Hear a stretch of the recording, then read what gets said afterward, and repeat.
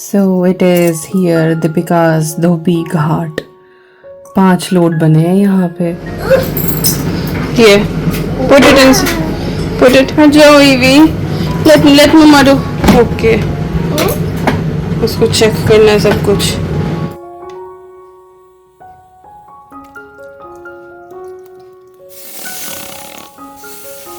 But I got really emotional कि परदेश में भी ऐसे रिश्ते आपको मिल जाते हैं।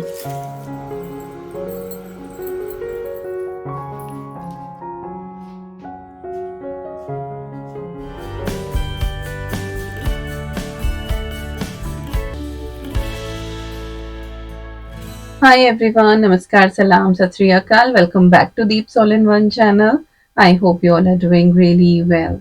आज मैं आप सभी के साथ शेयर करने वाली हूँ मेरा लॉन्ड्री रूटीन।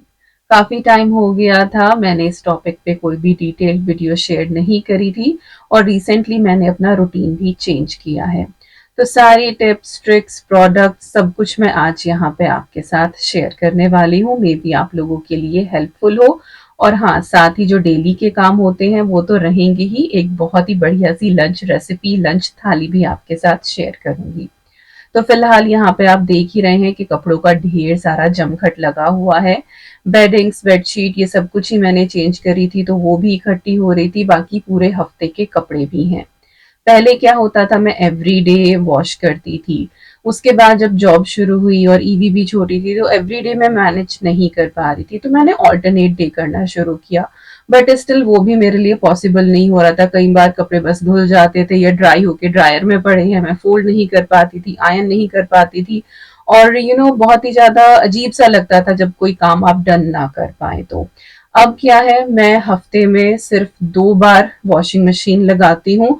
और 2 बार भी ऑल्टरनेट वीक होता है। लाइक हफ्ते में एक ही बार वॉशिंग मशीन चलती है, लेकिन जिस हफ्ते मैं बेडशीट, बेडिंग्स चेंज करती हूँ तो हफ्ते में 2 दिन चल जाती है।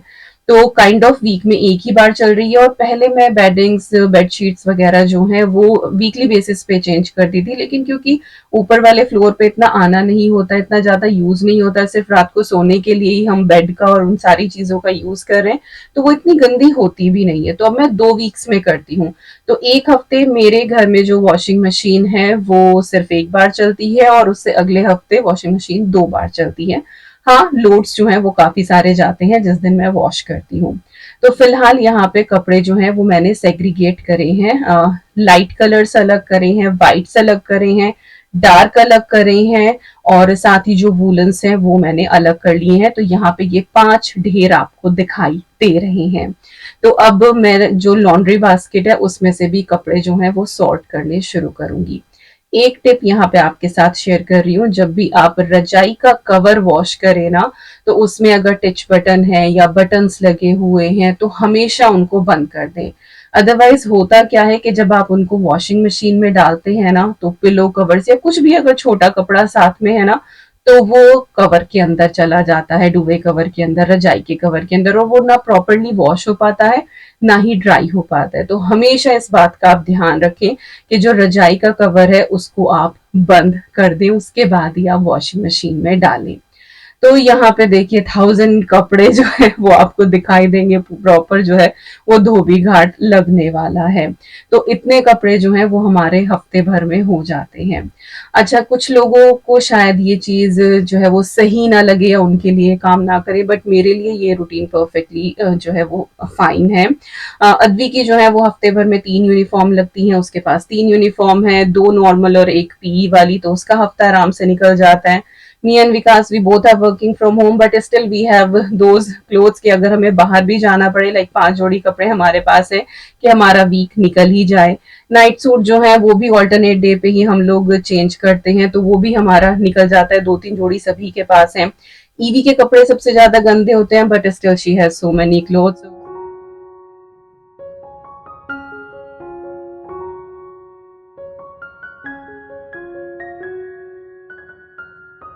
बाकी जो अंडर गार्मेंट्स वगैरह होते हैं वो डेली बेसिस पे हम लोग खुद से वॉश कर ही लेते हैं, उसके लिए मुझे वॉशिंग मशीन चलाने की जरूरत नहीं है।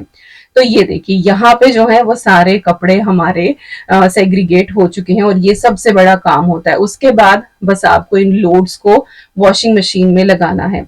तो इस हफ्ते जो है वो वॉशिंग मशीन मेरी 2 दिन चलने वाली है, फ्राइडे सैटरडे। फ्राइडे मेरा डे ऑफ होता है और सैटरडे संडे वो तो वीकेंड होता ही है।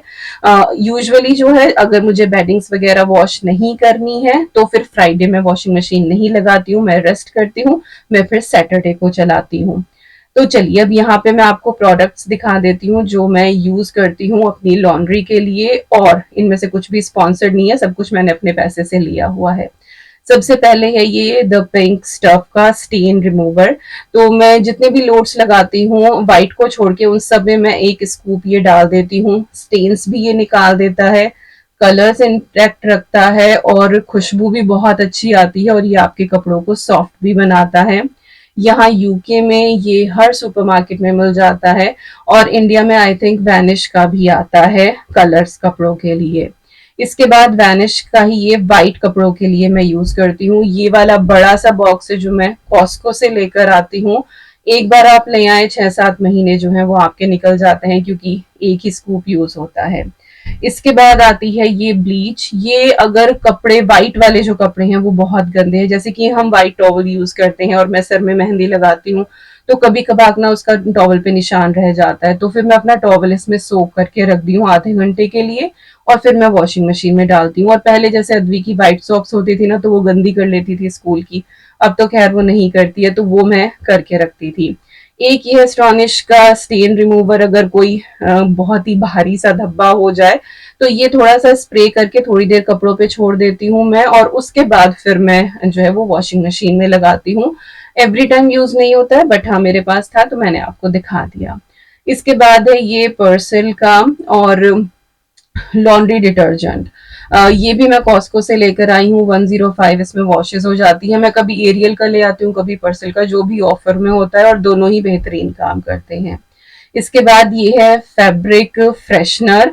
ये जैसे मोस्टली बेडिंग्स या फिर कर्टेन्स अगर मैं वॉश करती हूँ ना तो उनको ड्राई करने से पहले थोड़ा सा उनके ऊपर स्प्रे कर देती हूँ तो बहुत अच्छी खुशबू आती है। और इवन दो वैसे भी आपने बेडिंग बिछाई हुई है, ये हल्का सा स्प्रे कर दो ना तो आपके रूम में अच्छी सी खुशबू आ जाती है। अच्छा, फैब्रिक सॉफ्टनर इस टाइम पे मेरे पास नहीं था।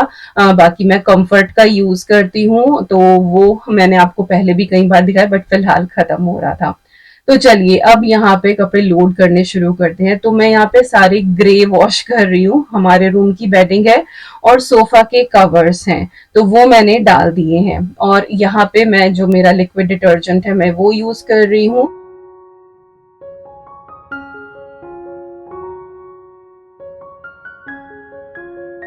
और एक स्कूप जो है मैंने अभी जो आपको द पिंक स्टफ का दिखाया था कलर वाला वो मैंने डाल दिया है। अब यहाँ पे बात कर लेते हैं कि किस टेम्परेचर पे मैं वॉश करती हूँ। तो 60 डिग्रीज पे मैं इसको वॉश करती हूँ। कॉटन इको वाला है। बाकी सारी वॉशिंग मशीन्स डिफरेंट होती हैं। मेरे जो ऑप्शंस है वो आप यहाँ पे देख ही सकते हैं।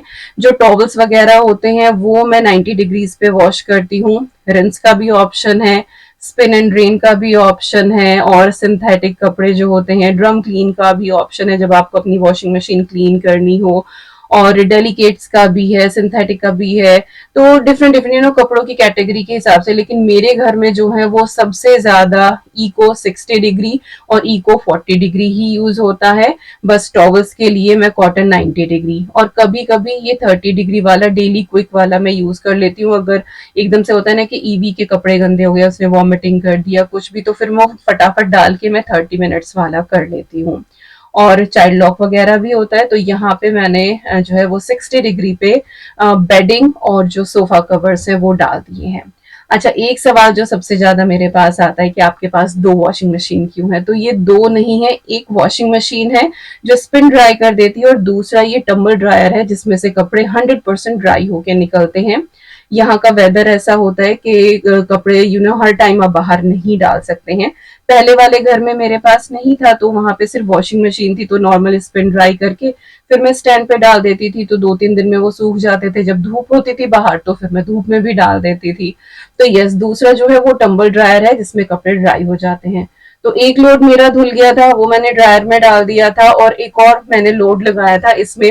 नीचे वाले सोफा पे जो हम लोग ब्लैंकेट यूज करते हैं, और जो लाइट कलर के वूलन्स थे वो मैंने डाले थे, और ये मैंने 30 डिग्री पे वॉश करे थे। और ये है यहाँ पे ड्राइंग बॉल्स। पहले मैं शीट्स यूज करती थी, लेकिन वो एक बार ही यूज की होती हैं। ये जो बॉल्स होती हैं ये आप मल्टीपल टाइम्स यूज कर सकते, kind of like infinity u can use them. कभी कभी इनके ऊपर मैं थोड़ा सा एसेंशियल ऑयल ड्रॉप कर लेती हूँ, तो उससे जो है खुशबू अच्छी आती है। टम्बल ड्रायर में बहुत सारी सेटिंग्स हैं, बट मैं बेसिक स्टैंडर्ड वाली और कॉटन की यूज करती हूँ। इसमें एंटी क्रीज का भी ऑप्शन है, बट मुझे लगता है क्रीज फिर भी आती ही आती है, और एंटी क्रीज से जो है ये ज्यादा देर तक साइकिल रन होती है, ज्यादा इलेक्ट्रिसिटी लगती है। तो ये 1 घंटे वाली ही मैं साइकिल लगाती हूँ, और इसमें सही से कपड़े सूख जाते हैं। निकाल के साथ तह कर देती हूँ, आयन वाले अलग कर देती हूँ, क्योंकि आयन फिर भी करनी होती है। तो मुझे एंटी क्रीज वाला जो है वो इतना बेटर लगा नहीं है ऑप्शन। तो ये मैंने यहाँ पे कपड़े जो हैं वो ड्राई होने के लिए लगा दिए हैं। ये अब ड्राई हो जाएंगे, दूसरा लोड जो है वो भी वॉश होगा। तो मैंने पूरे 2 दिन की जो है वो यहाँ पे क्लिप्स आपके साथ शेयर करी हैं। अब यहाँ पे मैंने जो लाइट कलर्स वाला लोड था वो मैंने वॉशिंग मशीन में डाल दिया है, और इसको भी जो है वो मैं 60 डिग्रीज पे वॉश करने वाली हूँ। तो क्लियरली यहाँ पे आप पूरा कंट्रोल पैनल देख सकते हैं। और मैंने एक बार पहले भी अपना लॉन्ड्री रूटीन जो है वो शेयर किया था आपके साथ, मैं उसका भी लिंक दे दूंगी डिस्क्रिप्शन बॉक्स में। वो पुराने वाले घर का था, तो मे बी उसमें से भी आपको कुछ टिप्स मिल जाएं। तो लॉन्ड्री तो चल ही रही है, साइड बाय साइड जो है हमारे बाकी के जो काम है वो भी चल ही रहे हैं। तो चलिए अब फटाफट जो है यहाँ पे लंच प्रिपेयर कर लेते हैं। ब्रेकफास्ट जो है वो तो हमारा नॉर्मल बटर टोस्ट यही था। तो यहाँ पे मैंने पालक को जो है वो ब्लांच करके रखा था, थोड़े से मैंने इसमें कैश्यूज ऐड कर दिए थे, और इससे जो है ना वो रिच सी ग्रेवी बनती है आपकी। और जिंजर गार्लिक की जो फ्रोजन क्यूब थी ना वो थोड़ी सी मैंने पानी में डाल के रख दी थी ताकि थो हो जाए। आप फ्रेश भी ले सकते हैं। और जो प्याज है वो मैंने बारीक कट कर ली थी। पनीर था मेरे पास, और इसमें जो पालक का ब्लांच किया हुआ पानी था ना वो मैंने डाल के रख दिया था। तो इससे जो है पनीर हमारा सॉफ्ट हो गया, और जो पालक का फ्लेवर है वो सारा ही पनीर के अंदर आ गया है। तो ये सारी तैयारी जो है वो मैंने कर ली थी। अब हम क्या करेंगे, पालक को पीसेंगे। तो 3-4 टुकड़े मैंने इसमें पनीर के ऐड कर दिए हैं, और ये बहुत अच्छे से ठंडा हो गया था हमारा पालक। अब हम इसको पीस के इसकी बिल्कुल फाइन प्योरे तैयार करेंगे।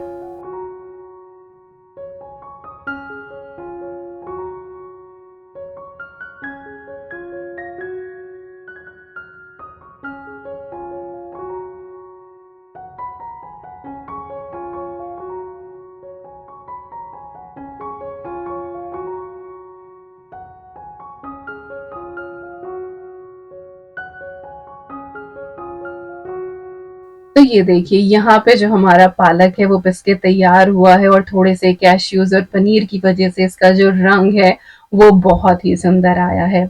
अब यहाँ पे मैंने कढ़ाई चढ़ा दी है, थोड़ा सा उसमें मैंने ऑयल डाला है, और 1 चम्मच मैंने इसमें घी ऐड कर दिया है। बहुत ही अच्छा सा घी फ्लेवर आता है इस पालक पनीर में। अगर मैंने नहीं बताया तो यस, हम पालक पनीर बना रहे हैं। अब यहाँ पे मैंने इसमें थोड़ा सा हींग ऐड करा है, 1 चम्मच जो है वो मैंने इसमें जीरा डाल दिया है। थोड़ा सा इसको भून लेंगे, और इसके बाद हम इसमें प्याज ऐड कर देंगे जो हमने फाइनली चॉप की हुई रखी हुई थी। अच्छा, कुछ लोगों को जो है वो पालक पनीर में चंक्स बिल्कुल पसंद नहीं आते हैं, तो आप चाहें तो यहाँ पे प्याज को बिल्कुल बारीक पीस के भी डाल सकते हैं और फिर उसको भून लें, लेकिन हमें इस तरह से पसंद है तो इसीलिए मैंने ऐसे ऐड किया है। अब जो ये हमारा जिंजर गार्लिक वाली क्यूब थी ना ये अच्छे से मेल्ट हो गई थी। इसमें हम कुछ मसाले डाल लेते हैं। तो मैंने इसमें धनिया पाउडर डाला है, थोड़ा सा हल्दी पाउडर, थोड़ा सा रेड चिली पाउडर, और 2 टेबलस्पून के करीब ये पानी होगा। अब इसमें जो है वो थोड़ा सा मैंने गरम मसाला ऐड करा है। अब यहाँ पे मैं डाल रही हूँ क्लोव पाउडर, और थोड़ा सा मैंने इसमें दालचीनी का डाला है पाउडर। अच्छा, क्लोव, दालचीनी, ये सारी चीजें जो है ना आप चाहे तो खड़ी भी यूज कर सकते हैं, प्याज के साथ डाल दें। और ये मैंने इलायची का पाउडर इसमें डाला है। तो जैसे ये इलायची, दालचीनी और क्लोव, लौंग जो होती है ये आप खड़ी भी यूज कर सकते हैं, बट मैंने सभी के पाउडर डाले हैं। बाद में थोड़ी सी मैंने ये कसूरी मेथी ऐड करी है, और इसकी हम ये स्लरी बना के तैयार करेंगे। मेरे घर में खड़े मसाले जो है ना वो बहुत ही कम यूज़ होते हैं, क्योंकि एक तो विकास को पसंद नहीं आते और अदबद के सारे ही खड़े मसाले जो हैं वो उन्हीं की प्लेट में जाते हैं, और फिर वही है कि खड़ा मसाला मुंह में आ जाए तो फिर स्वाद तो थोड़ा सा अजीब सा हो ही जाता है। तो इसीलिए मैं पाउडर वाले ज़्यादा यूज़ करती हूँ। तो ये स्लरी जो थी ये हमने भुनी हुई प्याज में ऐड कर दी थी, और इसको हमने फिर से अच्छे से भूना है, तो जो ऑयल है वो बिल्कुल सेपरेट हो गया है और खड़े मसाले की बहुत ही अच्छी यहाँ पे खुशबू आ रही है। इसके बाद जो हमने पालक की प्योरे बनाई थी वो हम इसके अंदर ऐड कर देंगे, इसको अच्छे से मिक्स करेंगे, और थोड़ा सा पानी जो है वो ब्लेंडर जार में डाल के रिंस करके वो भी मैं ऐड कर दूंगी। अगर आपको और थोड़ा सा क्रीमी टेक्सचर चाहिए तो पानी के प्लेस पे आप थोड़ा सा दूध ऐड कर लें ब्लेंडर जार में और फिर ऐड करें, तो इससे कलर जो है वो और भी ज्यादा लाइट हो जाएगा और इसके अंदर आपको जो है वो थोड़ा सा क्रीमी टेक्सचर और मिल जाएगा, बट मैंने पानी का ही यूज किया है। अब यहाँ पे जो है मैंने सॉल्ट ऐड कर दिया है टेस्ट के हिसाब से, और अब हम इसको अच्छे से यहाँ पे पका लेंगे, काइंड ऑफ बस इसमें बॉयल ही आ जाए, वैसे तो ये ऑलरेडी ब्लांच्ड था ही। अच्छा, इस पालक पनीर में हम कोई भी क्रीम वगैरह यूज नहीं करने वाले हैं, ऐसे ही ये बहुत रिच बनेगा क्योंकि थोड़े से कैश्यू और हमने पनीर जो है वो पीस ही लिए हैं। इसके बाद जो हमारा पनीर था जो ब्लांच किए हुए पानी में डिप रखा था वो पानी समेत ही मैंने इसमें ऐड कर दिया है, तो पालक में से कुछ भी जाया नहीं गया है, सारी चीजें इस्तेमाल हो गई हैं, फुल फ्लेवर के साथ हमारा ये टेस्टी पालक पनीर रेडी होता है। और बस अब हम इसको कवर करके 4 से 5 मिनट के लिए पकाएंगे मीडियम फ्लेम पे। इधर हम रोटी का आटा तैयार कर लेते हैं, तो तंदूरी रोटी ही मैं बनाने वाली हूँ बट डिफरेंट स्टाइल में ये बनेगी, और इसमें कोई भी सोडा वगैरह मैं यूज नहीं कर रही हूँ। 2 कप गेहूं का आटा लिया है मैंने यहाँ पे, और थोड़ी सी जो है मैंने इसमें दही ऐड करी है, नमक डाला है, थोड़ी सी शुगर डाली है, और उसके बाद दूध डाल के मैंने इसको नीड कर लिया है। तो ये देखिए बिल्कुल सॉफ्ट सा हमें वही रोटियों वाला जो डो होता है वो हमें तैयार करना है, बट शुगर की वजह से इसका कलर बहुत अच्छा आएगा और दूध की वजह से ये बहुत ही मुलायम रोटी बन के तैयार होगी। और यहाँ पे जो हमारा पालक पनीर है वो भी अच्छे से कुक हो गया है, जो भी हमने ऑयल और घी डाला था वो इसकी सतह पे ऊपर तक आ गया है।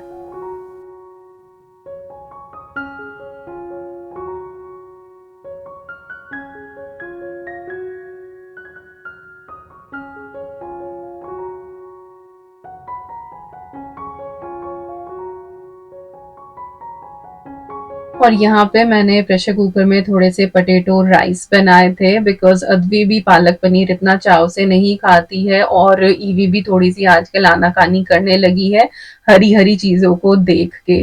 तो फॉर सेफर साइड मैंने थोड़े से पटेटो राइस बना लिए थे, और मैं जब भी पटेटो राइस बनाती हूँ ना तो इस चैनल की शुरुआत मुझे याद आ जाती है। सबसे पहली वीडियो जो इस चैनल पे गई थी जो मैंने पब्लिक करी थी पब्लिक के लिए, वो आलू वाले चावल ही थी। और बहुत से लोग पूछते हैं कि अपनी पहली वीडियो का लिंक दीजिए, तो आप वीडियो वाले सेक्शन में जाके ओल्डेस्ट सेलेक्ट करेंगे तो आपको मिल जाएगी, और देखना कि किस तरह की एडिटिंग और कैमरा मैंने उस टाइम पे यूज किया था।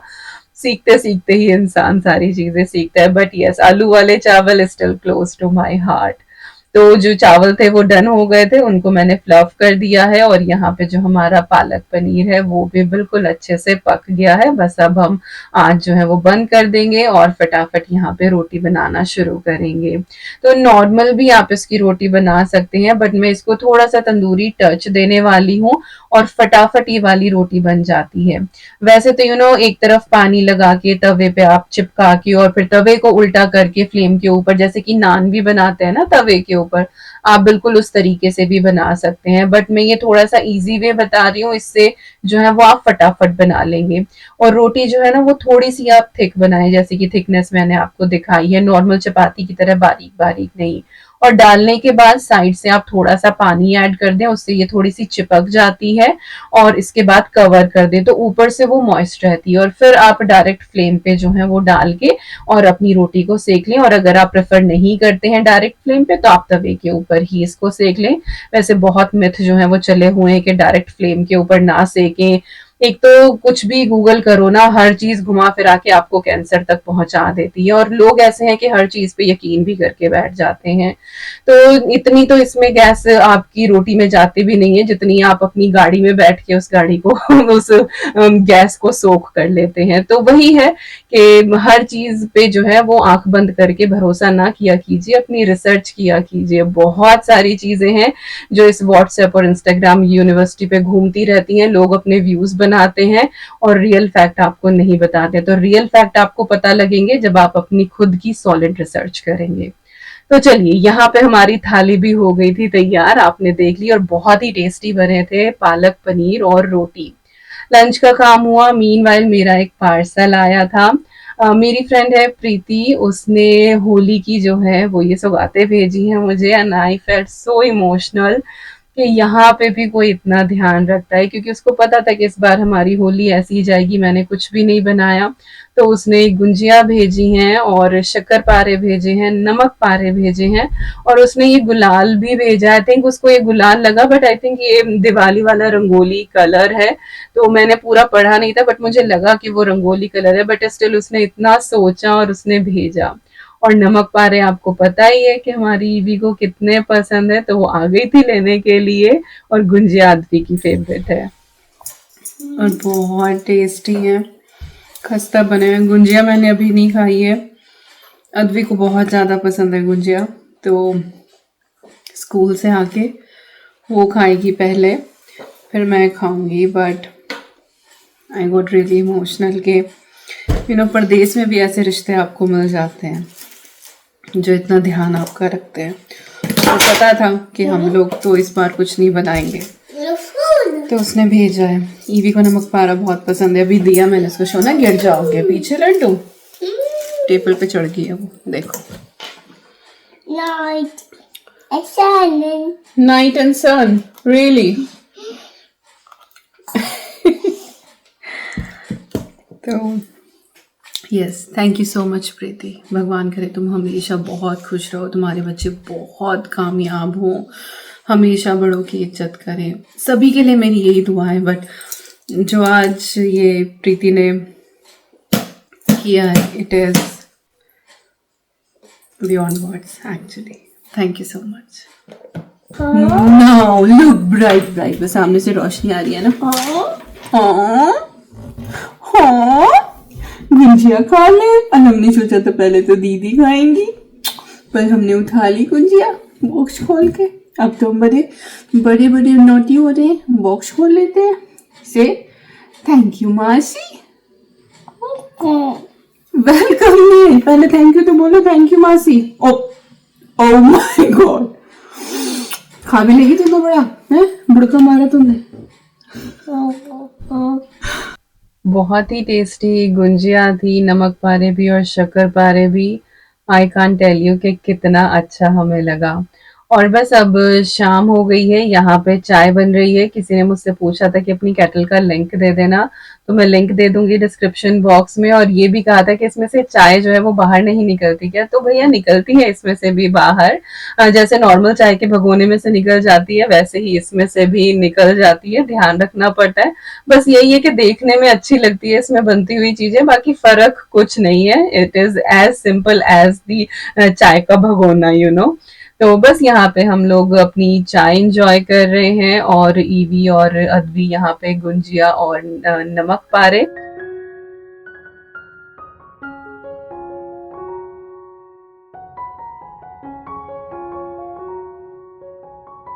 इसके बाद यहाँ पे आपको दिखा देती हूँ, शाम का ही टाइम है, जो कपड़े ड्राई होते जा रहे थे उनको मैंने यहाँ पे फोल्ड कर दिया था। तो ये ब्लैंकेट वगैरह फोल्ड कर दिया, अलग अलग पाइल्स मैंने बना ली हैं जो ऊपर जानी है। और ये सोफा के कवर हैं, ये नीचे वाले स्टोरेज में ही जाते हैं सोफा के। और अपने कपड़े अलग फोल्ड करे हैं, ईवी के कपड़े अलग फोल्ड करे हैं। और ये वाले जो सोफा कवर्स हैं ये अभी सोफे के ऊपर चढ़ने वाले हैं, तो इसलिए मैंने इनको फोल्ड नहीं किया है। और ये जो रजाई का कवर है ये मुझे हल्का सा लग रहा था जैसे सीला सा हो, तो मैंने इसको थोड़ी देर के लिए रेडिएटर पे डाल दिया है। अब ये वाली जो क्लिप है ये अगले दिन की है, जिस दिन हम वाइट्स धुल रहे थे, क्योंकि उस दिन ऑलरेडी 4 लोड वॉश हो गए थे, तो फिर और हिम्मत नहीं बची थी। और यही होता है 2 दिन ही मैं वॉश करती हूँ। तो अभी जो है वो वाइट्स सारे यहाँ पे अंदर जा रहे हैं and my little helper is here. EV को जो है ना वो कपड़े अंदर इस तरह से डालने में बड़ा मजा आता है और ऑलमोस्ट वो मेरी हेल्प कराती ही है। और उसको हर चीज का पता होता है कि ड्रॉर के अंदर डिटर्जेंट जाएगा, कपड़े यहाँ जाएंगे। जब मैं ड्राई करती हूँ तो ड्रायर में ड्रायर बोल्स जाती हैं, और वो ना कंट्रोल पैनल की नोब को भी ऐसे घुमाती है ना कि बस पूछो ना। उसको लगता है कि हर बार जो है ना वो सेटिंग चेंज करनी होती है। तो देखो कितने अच्छे तरीके से जो है वो घर के काम यहाँ पे सीख रही है। रोटी बनानी तो इसको आई गई है, अदवी से ज्यादा तो ये काम करने लगी है।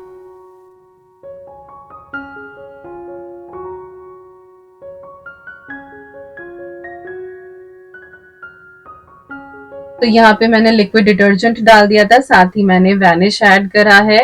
और वाइट कपड़े हैं ये, इसमें अदवी के बेड की जो है वो फिटेड शीट्स भी हैं, टॉवल्स भी हैं, और उसकी स्कूल वाली जो वाइट टी शर्ट्स होती हैं वो भी हैं। तो ये मैं 90 डिग्रीज पे वॉश करूंगी। और ईवी को देखा आपने, मैंने ड्रॉर ये बंद कर दिया था, बट वो एक लिक्विड लेकर आई कि उसको भी डालना था। और ये देखो कंट्रोल पैनल ऐसे घुमा देती है ना उसको, मुझे लगता है कि कई बार ये खराब ही कर देगी। और बस अब यहाँ पे मैंने इसको 90 डिग्रीज पे कर दिया है सेट, और बस अब हम अपनी वॉशिंग मशीन को रन कर देंगे। साथ ही जो है वो दूसरा एक लोड बचा हुआ था पहले दिन के कपड़ों का, तो उसको मैं यहाँ पे फोल्ड कर रही हूँ। ये है डार्क कलर के जो हमारे वूलन्स थे। तो वूलन्स में भी ना कई बार 2 कैटेगरी हो जाती है, एक लाइट कलर की और एक डार्क कलर की। तो यस, 2 दिन में जो है मेरा ये काम निबट जाता है। लाइक यूजुअली सैटरडे को वॉशिंग मशीन चलती है, बेडिंग्स चेंज होती हैं तो फ्राइडे और सैटरडे को चलती है। और उसी दिन इनको फोल्ड करके और मैं सेग्रीगेट कर देती हूँ, जहाँ पे जो कपड़े लगने होते हैं लगा देती हूँ। और जो आयन के निकलते हैं कपड़े, वो फिर मैं संडे नाइट को आयन करके सोती हूँ। तो पूरा वीक हमारा जो है वो स्मूथली निकल जाता है। तो यस, ये मेरा रूटीन है। ये भी आप देख रहे हैं, यहाँ पे वाइट्स भी मैंने फोल्ड कर दिए हैं, बाकी सब कर दिए। और इस वीडियो को रिकॉर्ड करने में बहुत मेहनत लगी है, तो प्लीज इस वीडियो को लाइक जरूर कर देना। और यस, इसी के साथ आगे इस वीडियो के एंड पे मिलती हूँ आपसे नेक्स्ट व्लॉग में। Till then, you guys take care, and I'm sending lots and lots and lots of love to you all. Thank you so much for watching. Take care and bye bye.